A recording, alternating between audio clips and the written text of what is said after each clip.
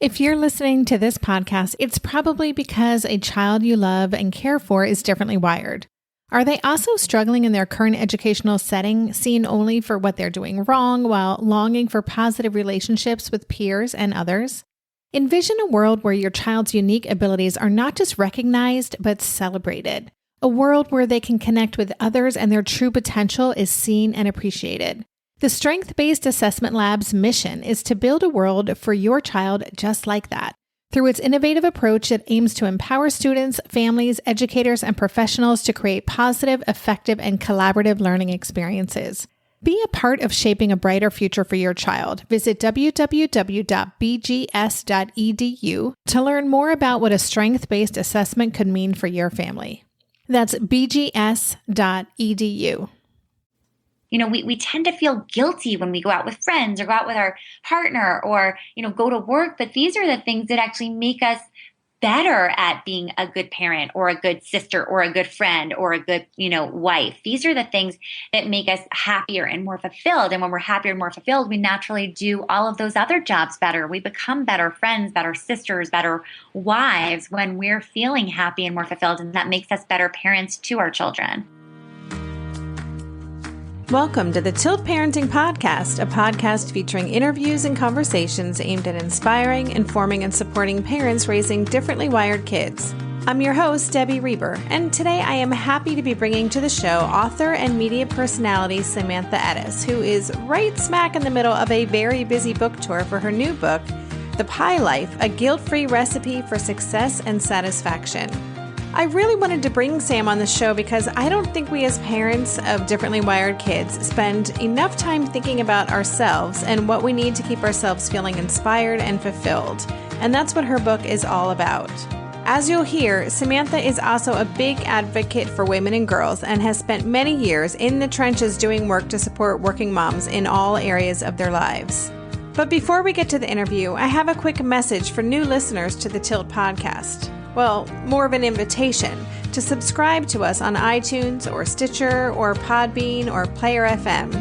We release new episodes every week. It's hard to believe this is our 29th episode today.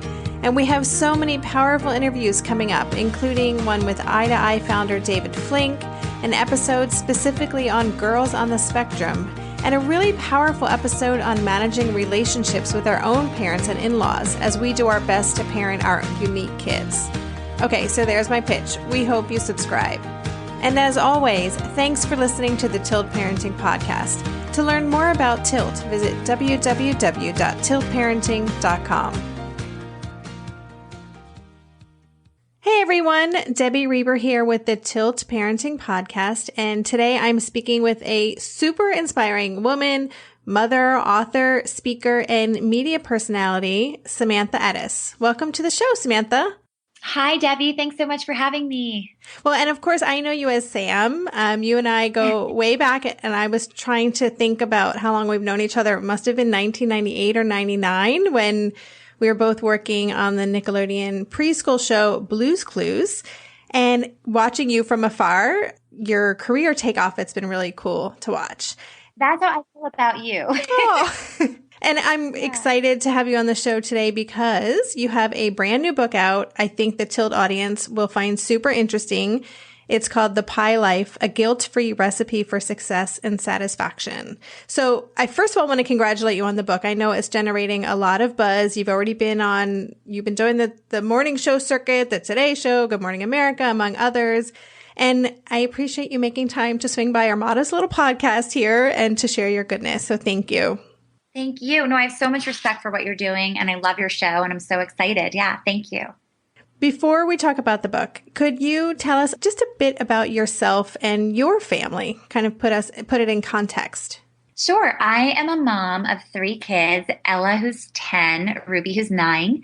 I have to keep practicing that because she just turned 9 on Sunday. And Bowen, who is 6, my baby boy. And I'm married and I live in California, used to live in New York, grew up in New York. We moved 5 years ago with no friends and no family. And those stories are in the book, all those stories of my failed first dates with other women. We've all been there. Yeah, exactly. And that's me. I know you have a lot of different areas of passion too that you're working on and have a big impact. I know gender stereotypes and kids, which is what your TEDx talk is about, which I just watched. It's fantastic, called The Secret to Unlocking a Child's Potential. That's something you're passionate about. I know for many years you've been very focused on supporting and lifting up moms, specifically working moms. And I was hoping you could just tell us why do you feel so drawn to that work, and what change do you hope to make in the world through that work? Well, I am, really, really supportive of women and girls and strengthening women and girls and getting more equality in the workplace, getting more equality at home.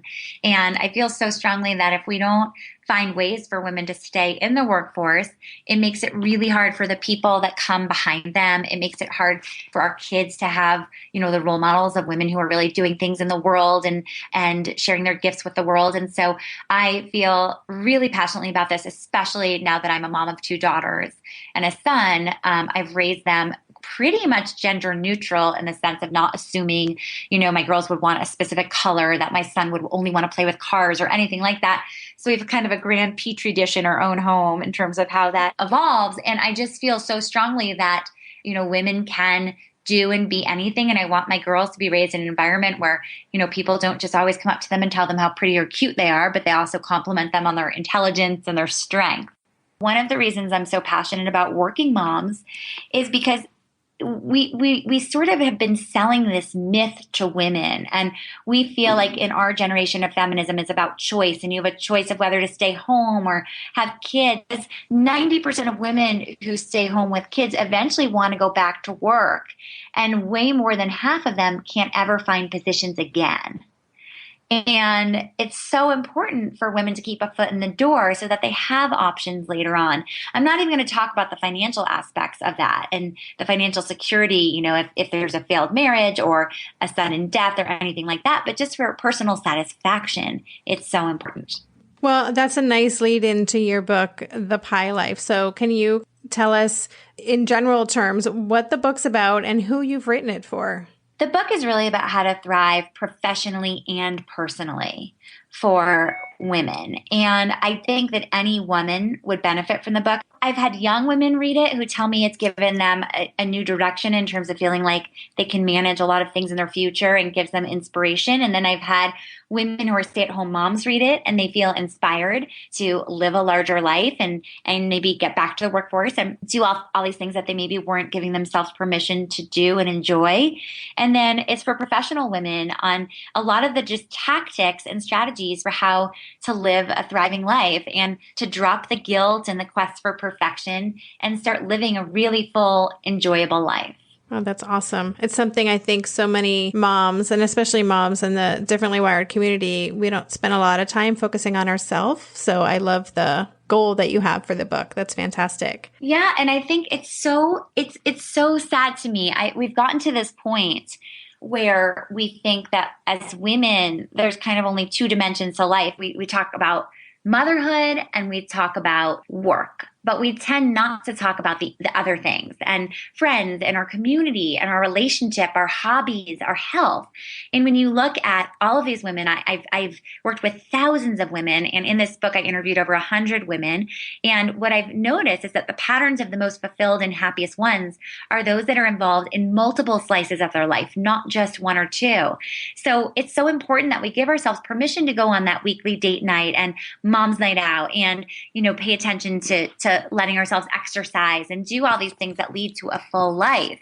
And I mean, especially in the special needs community where you're working so hard in the parenting front, it's so important to have those releases. Yes, I can attest to that personally. We are vigilant about our weekly date nights. So you mentioned different slices of life, and your book's called The Pie Life. Can you tell us what the 7 slices are? Tell us more about that approach in your book. Well, so let me sort of share with you why I created this way of looking at work and life. I looked at what we have now, and there's kind of 3 frameworks we've been given by media and that have been passed down to us about talking about work and life. One is work-life balance, which we're set up to fail at because if you have a thriving career, it's impossible to spend equal time at work and at home, so you're failing at that.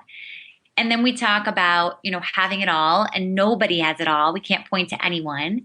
And then we talk about juggling, and anyone who's ever tried to have a conference call with a baby or a pet in the room knows how hard that is. So we're basically set up to fail in all of these areas. And so I came up with this new framework for looking at work and life, which is a pie. And to live a really fulfilling life, you should be involved in 6 or 7 slices.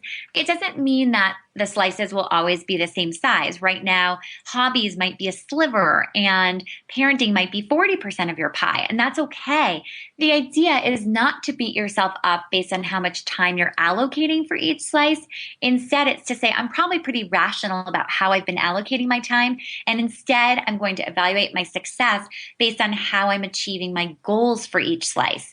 And the book outlines really clearly what kind of goals to make and how you can set them and go about making them and achieving them. That's great. I love that. So I was looking through your book, and you have a chapter in there that is called Intentional Parenting, which I loved. And I love the word intention in front of anything because I really believe in living an intentional life and how we kind of show up day to day. So can you tell us a little bit about your definition for intentional parenting and what that chapter is about? Yeah. So I think that, when our kids were younger, my husband used to call my method of parenting exhaustive parenting. But it's really about, an empathetic approach to parenting. It's not, very discipline heavy at all. It's much more about really responding to your child's needs and seeing them for who they are. And that does take more time. And it is more exhausting when your children are crying to say, you know what, they're probably crying for a reason. They don't have a full vocabulary yet. There's something that's really bothering them. And so instead of saying, my kid is having a tantrum, whatever that means, that's how would we feel if, every time we were upset, our partner said to us, oh gosh, you're crying again, just snap out of it. That makes us feel worse. But in parenting, we tend to do that. So a lot of intentional parenting is thinking about, using empathy, but also thinking about what kind of family you want to have, what kind of child you want to raise. Do you want to raise an empathetic person? Do you want to raise a child who feels really connected to their family and trusts their parents? I always say, I was born with an enlarged empathy gene, which is my Achilles heel, because it's really hard for me to be in an airport or at Disneyland or an aquarium and watch how people treat their kids. My heart breaks a few times every hour watching it. And, some might say that's judgmental, but it really is so sad to me when we don't respond to kids as people and see that they're probably crying for a reason, or they're probably acting out because something's really troubling them inside and they might not have the vocabulary to share what that is. We'll be right back after this quick break. Darren and I are prepping for a big move at the moment, so we are fully leaning into any and everything that simplifies things, and that absolutely includes mealtimes. At a time when my executive functioning skills are being pushed to the limit, even planning and executing dinner for our family these days can feel like a really big lift. That's why I'm especially grateful for Green Chef, a meal service that offers pre-measured and prepped ingredients to my door. Each box is packed with foods you can feel good about, like whole fruits and vegetables, plus lean protein and whole grain options. In fact, one of the things I love most about Green Chef is that they offer options that prioritize gut and brain health, with science-backed recipes that feature ingredients like fiber, antioxidants, and omega-3 fatty acids. During this time of lots of stress, it feels really grounding to know we're supporting ourselves nutritionally. I will take all the support I can get.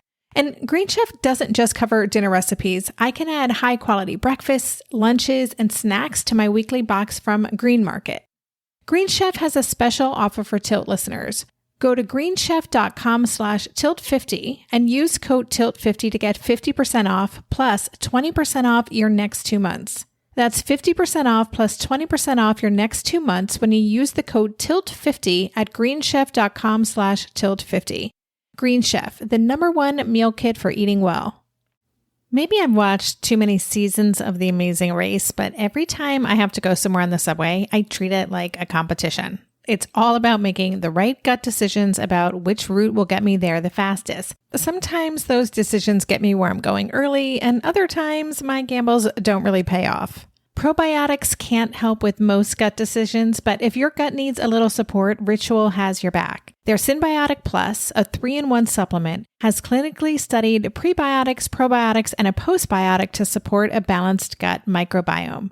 I've been using Symbiotic Plus for about 6 months now, and it's become a core part of my morning routine. I take the mini capsule every morning while making my way through my inbox, whether I'm at home or I'm on the road, because it doesn't need to be refrigerated. And the capsule itself is delayed released, which helps it survive the harsh conditions of the upper GI tract for delivery to the colon. And that's exactly where we want it to go. Ritual invested in a study modeling the human colon, which showed that Symbiotic Plus significantly increased microbial diversity and the growth of beneficial bacteria. There's no more shame in your gut game. Symbiotic Plus and Ritual are here to celebrate, not hide your insides. Get 25% off your first month for a limited time at ritual.com/tilt. Start Ritual or add Symbiotic Plus to your subscription today. That's ritual.com/tilt for 25% off. So one of the things, and we touched upon this a minute ago, but one of the things I am a huge advocate for and a big practitioner of is self-care. I talked about my date nights. I'm also really good about, I just take care of myself. Let's just put it that way. I get out for my runs. I do what I need to do because I know that when I don't, I can show up for Asher and I can make pretty much everyone in my house miserable. But again, for a lot of us, especially raising differently wired kids, we can often feel like our lives don't belong to us. We're running around to therapy appointments, or we're having extra meetings at school, or we just feel like we have to constantly be doing so much more to help our child stay regulated. And so the self-care goes out the window. Do you have advice for moms, who are feeling that way, or any self-care tips you can share? Yeah. I mean, what you just shared and my experience in working with parents of differently wired kids is it's so much more critical even that they're the ones that are letting themselves have the date night or the night out with friends. It's even more pivotal because if you're not feeling like you have an outlet, an adult outlet, it's really hard to be the best parent you want to be. And so being a part of all these slices and taking care of your own health, we tend to feel guilty when we go out with friends or go out with our partner or, go to work. But these are the things that actually make us better at being a good parent or a good sister or a good friend or a good, wife. These are the things that make us happier and more fulfilled. And when we're happier and more fulfilled, we naturally do all of those other jobs better. We become better friends, better sisters, better wives when we're feeling happy and more fulfilled. And that makes us better parents to our children. And I'm just thinking too, like those self-care things don't have to be that big. I think we talked about this idea of balance and that this elusive, search for balance. And I know that is not what you're saying, that we're looking for this like Zen-like approach, but there are little ways then to build in self-care. Could be just going out for a coffee with a friend, or for me, like taking a 15-minute nap is so indulgent and so necessary. And that's something I do. But so, you're not saying we need to kind of have all these kind of big experiences, but it can be small little things that are just for us. 100%. I mean, even going for a walk with a friend or, going out and just having, letting yourself go for a manicure or go for a run or whatever it is that makes you feel good. It's so important to have that time. And we've gotten to a place with parenting where we equate good parenting with FaceTime. And I mean, we've all seen so many people who spend every moment with their kids who aren't good parents. Yeah, that's so true. If we're not truly showing up for our kids, then the FaceTime doesn't really matter. Well, I'd love to switch gears a little bit and talk about some practical issues. There is a big challenge for working moms because a lot of the school meetings, like maybe for their child's IEP at school, or maybe they're getting called for unexpected early pickups, like, hello, raising my hand here. I used to all the time get that call when Asher was in school, like, hello, can you come get your child? And so, I'm self-employed. So other than that being an inconvenience and having to kind of move things around, I could make it work. But there's so many working moms who can't just drop work and duck out regularly for those kinds of situations. So I'm not expecting you to solve this problem, but I'm wondering, do you have any thoughts on how moms in these types of scenarios can make it work? I mean, this is one of the most painful questions I get. And I've had this on my radio show also because I wish I had a solution for it. And our system is set up so poorly to handle differently wired kids, and it breaks my heart. And and it's also just so unfair to the families. The only thing I would say is I always say there are no bad industries. There are just bad bosses. And for everyone, but especially for this community, it's so essential to be working for a boss that values their own personal life, or else there's no chance they're ever going to value yours. So that's one critical piece of it. And also, part of it is realizing it's like I have this thing called the maintenance years of, when your child is under age 6, those are the times to just stay in the game in some way and then leapfrog later. And for this community, maybe those years are longer. But the most important thing is just staying in the game, keeping your foot in the door in some way so that you have options when you are not so time-starved and in demand by your children. Mm-hmm. That's a good answer. And again, I didn't expect you to have the solution. I would have been psyched if you did, but it is a real challenge. And it's a big equity issue too. I mean, it's really challenging for parents who don't have the option or who are in a job where it's just not possible for them to leave, and then their kids don't get the kind of maybe support or advocacy that they deserve at school. So it is a tricky one. Yeah. I also know from experience and from many moms that I'm in communication with that more often than not, it tends to be us, the moms, who are managing the details of a differently wired child's life. So we're often the ones talking to the therapist because we're often taking them to the therapist. We're taking the notes. We're reading the books. We're kind of leaving books on our husband's or partner's bedside table marked or highlighted areas saying, please, can you read this?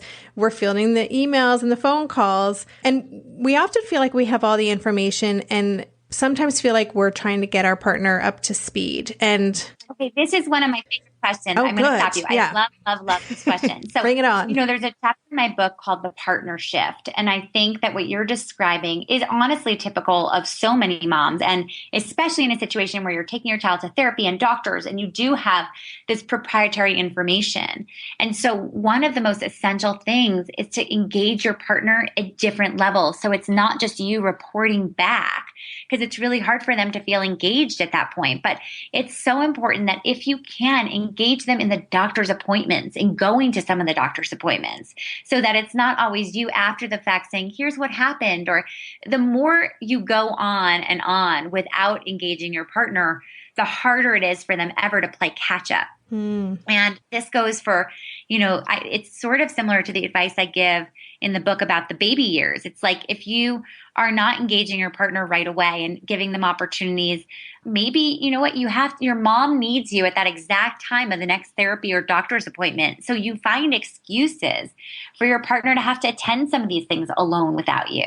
Because if you don't engage your partner early on, it's really hard for them to ever get engaged. That's so interesting. I never thought of it that way, but there is like a chasm that begins. And I think we also can kind of become a little, I don't know if self-righteous is the word, but we start kind of thinking, well, we're the expert here. And it really can cause a serious divide. Well, this is an analogy and just a story from my own personal life is that when I used to go away on business trips, I would leave my husband these very long color-coded manifestos of what needed to happen when I was gone and, every single lunchbox and what they were wearing and whatever. And one day my husband was like, do you know how much these make me feel like a buffoon? Like, this is not helpful. This is making me incapacitated. These are not difficult things you're asking me to do. I can make a lunchbox. I don't need a color-coded manifesto because you're going away. It's kind of making it so I feel like I can't do anything. And it's just like at work, if someone was hovering over us every second, telling us we're doing it wrong, or this isn't right, or here's how you do it, you feel incapacitated. Or when we helicopter our kids, they feel incapacitated. We do that with our partners so often. And then we have the, kind of wherewithal to be like, by the way, you're not involved. And it's like, who would want to be involved at that point? Right. You've completely, deflated their sense of that they could be a part of it. And so I do think that we have more responsibility than we give ourselves in terms of getting our partners in the game. And that if we're blaming our partners, we also want to just make sure we're not really also part of the problem. That's such a good point. I'm just thinking when I homeschool Asher, and sometimes my husband is my quote unquote substitute teacher, which makes me very happy because then I get a day out to do what I need to do. But I used to leave very detailed kind of schedules, and here's what we do. And this is what, and the last couple of times I've been like, you know what? have your own school day. Like however you want to structure it, it's fine. I love that story. That's awesome.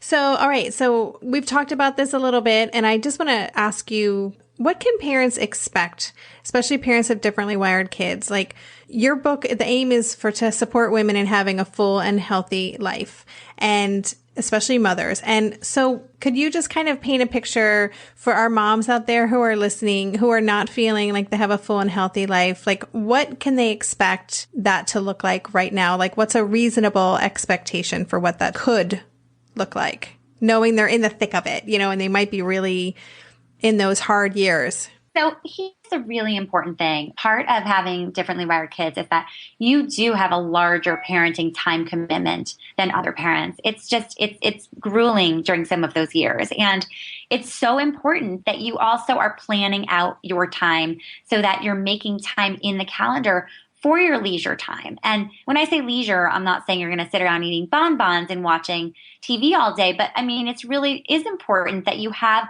a little bit of time every day, whether it's a walk with a friend or with your partner or whatever it might be for you, going on a hike. You have to be putting that time into planning for those really essential things because it's going to make you a better parent. But also that comes back to the slices of your pie.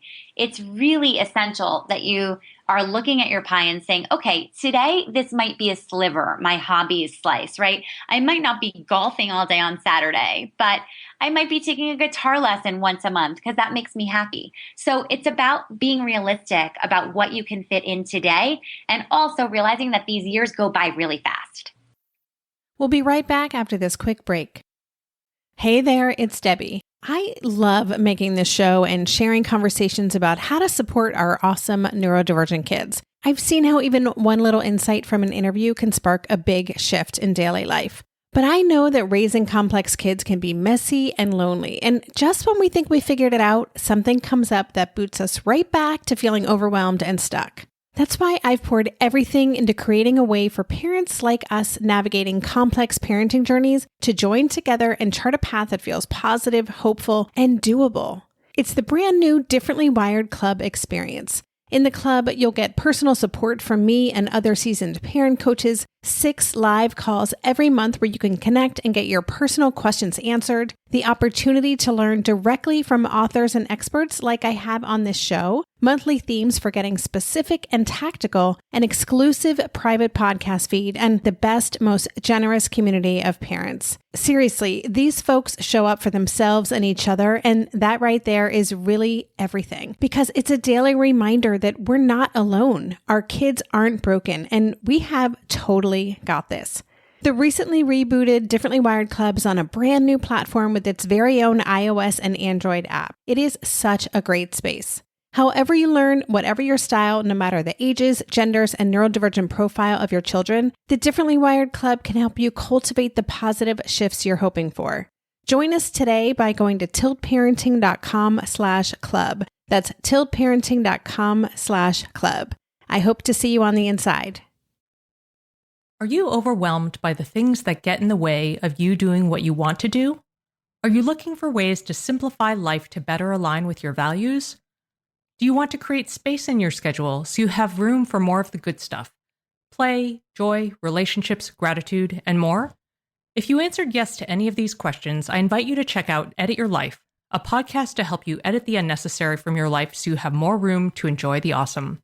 Through episodes with me, Christine Coe, and a range of super smart, compassionate, and thoughtful guests, you'll come away with big picture insights and practical ways to declutter your home, schedule, and mental space without getting bogged down by perfection. I have always believed that small moments and actions matter tremendously. My goal is to help you find agency and space in your life through doable baby steps that will leave you feeling accomplished instead of overwhelmed. Check out Edit Your Life wherever you enjoy your podcasts. Yeah, the days are long, but the years are fast, right? Yeah, the years are short. Isn't the days are long and the years are short? Something? Yeah, that sounds right. Yeah. And it is really about being intentional too, right? I used to have a chart that I would fill out, and I basically wrote down the things that I know make me happy. Like one is listening to the soundtrack from Rent. One is that nap that I spoke of. One might be a hot shower. And actually, rather than noticing when I did those things, planning those things. So saying, okay, I need to at least do one thing from this list every day. And I know that I love that. Yeah. So it doesn't I like that idea that it can be something small, but we do need to be intentional about making it happen.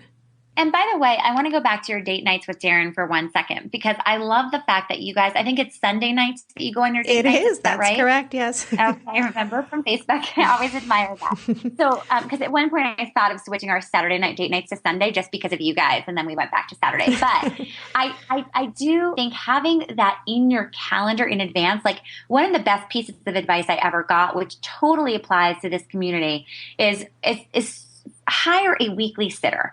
And it wasn't just hire a weekly sitter on Saturdays. It was hire a weekly sitter to start at 3 p.m.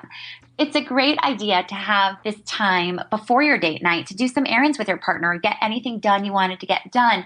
And you'll feel like you really have time together. And also you're getting stuff done. But your child won't suffer because you have a babysitter at 3 o'clock instead of 5 o'clock. And it makes you feel like you have sort of an extra time away. But the other thing about a weekly sitter is that you're not redoing the math every week and saying, oh, it's not worth it. I have to pay for the sitter. I have to pay for dinner. And then you do the math and I'm so tired.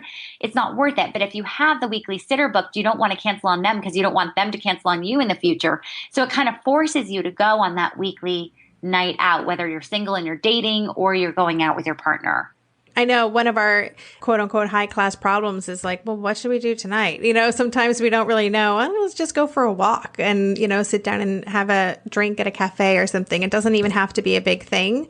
And sometimes Exactly. I always say to people, it doesn't even need to cost money. You could literally decide that you are going to try a new walk or a new, sunset stroll every date night, or you're going to go to a new wine bar, or you can even, do something with your partner where you're taking turns finding the best meals for under $30. Whatever it is, like there's fun ways to do it. Awesome. All right. Well, hopefully we'll start a revolution of people doing date nights on Sunday nights. That would be great. And if Sunday nights are a great night, FYI, because some restaurants aren't open, but usually any place we want to go that is open, we can get in because it's just not the cool night to go out. So movies are better Sunday nights. Yeah. All right. So before we go, tell us what's the best way for people to get in touch with you and to check out your book. Well, they can buy The Pie Life, a guilt-free recipe for success and satisfaction on Amazon or at their local bookstore, Barnes & Noble. And they can find me at SamanthaEttus.com. You can also sign up for my weekly newsletter filled with tips and links to my favorite articles. And that is at SamanthaEttus.com. Yes, and I get your newsletter and I love reading your Sam Sense, and it's great content. So I encourage listeners to check that out. It's always got some insightful tidbit for me. And I actually thought of one last question before we hang up. Tell me about the idea of the pie. Like, how did that come up for you? Well, one of my favorite things about the metaphor of the pie is that the most delicious pies are not the store-bought, perfect-looking ones. Those are the ones that have no taste. The delicious pies are the ones that are gooey and running off the sides and really messy, and that's how your life is supposed to be. And one of the things that really gets us held back is thinking our life has to be perfect, and nobody has the life we think they do. And so we can let go of that quest for perfection and expect that your life is going to be really full but really messy. It's just a lot happier and easier to live. Oh, I love that. That's one of our slogans at Tilt, is to help parents embrace their extraordinary, messy lives. And I love it. It's so great. And I love that. And now I'm thinking of apple pie. So thank you for planting that seed for me. Sam, I want to thank you so much for taking the time out of your book tour to stop by and share with us your insights. I know you're on the road traveling, and I'm just really excited to bring this to the Tilt community. And thank you again. Just great insight and a lot of food for thought today. Debbie, thank you so much. Thank you so much for tuning in to the Tilt Parenting Podcast. To learn more about Samantha Ettus and her new book, The Pie Life, check out Samantha's TEDx talk and find information on all the other resources mentioned in today's show. Visit the show notes at tiltparenting.com/session29. Before I go, if you like this episode and have 2 minutes to help us reach more people through our podcast, Here are 2 easy peasy things you can do right now. Well, unless you're not in front of a computer, you can do it later. Leave an honest review on iTunes. This helps the show gain more visibility in the iTunes universe. Or even easier, rate our show by clicking on the stars at the top of the page. And secondly, share your favorite episode in your social media world, your Facebook page, parenting groups you hang out in online, and more. We really want to make sure the parents who would benefit from these conversations know that we're here. Thanks so much for helping us spread the word. And thanks again for listening. For more information on Tilt Parenting, visit www.tiltparenting.com.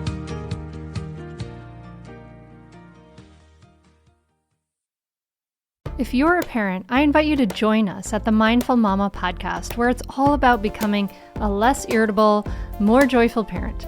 With sometimes hilarious and always thought-provoking experts and friends, at Mindful Mama, we know that you cannot give what you do not have. And when you have calm and peace within, then you can give it to your children. I'm Hunter Clark Fields, and I can't wait to see you there. Listen in to the Mindful Mama podcast.